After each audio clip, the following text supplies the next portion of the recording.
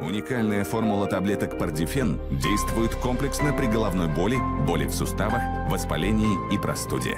Пардифен. Не дай боли ни одного шанса.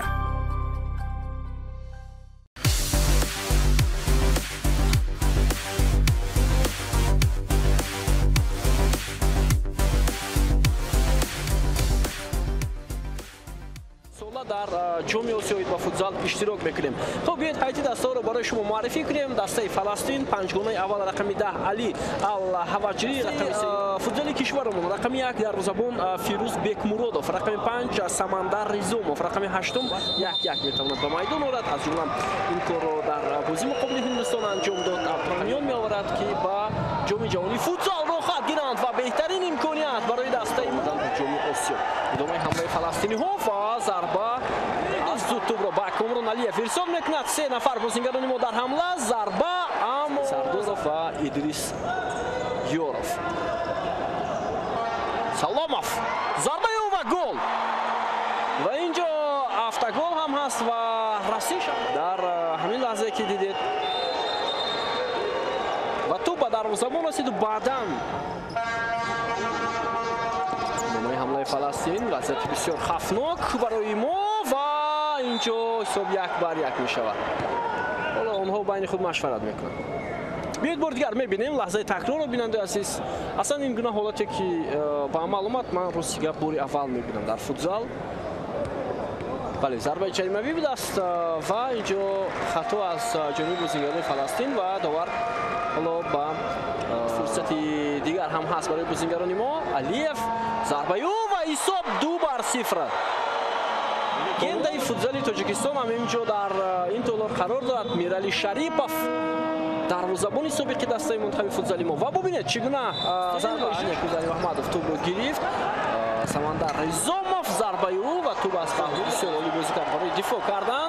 فرصت برای بازیگران ما وجود دارد اما سالیف میتواند حالا ادامه حمله است سوی بازیگران دسته فلسطین و ضربه سختی دروازه‌بان دسته فلسطین.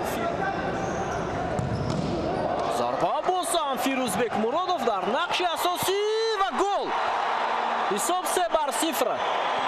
اینجا همین حالا با گل انجام یافت. همه این چیز از سیوی عالی فیروز بیکمورودوف آغاز شدند.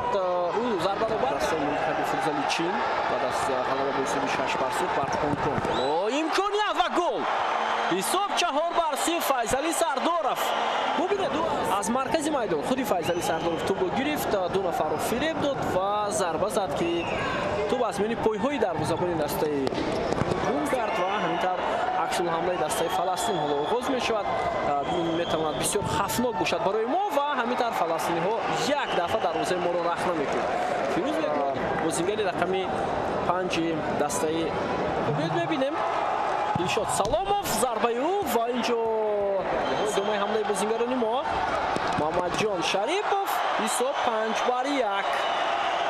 5-1. سابق دسته منتخب فوتبال کشور میرالی شریپوف پیش باز یک دور دیگر هم هست. ازبکستان با عراق بازی می‌کند.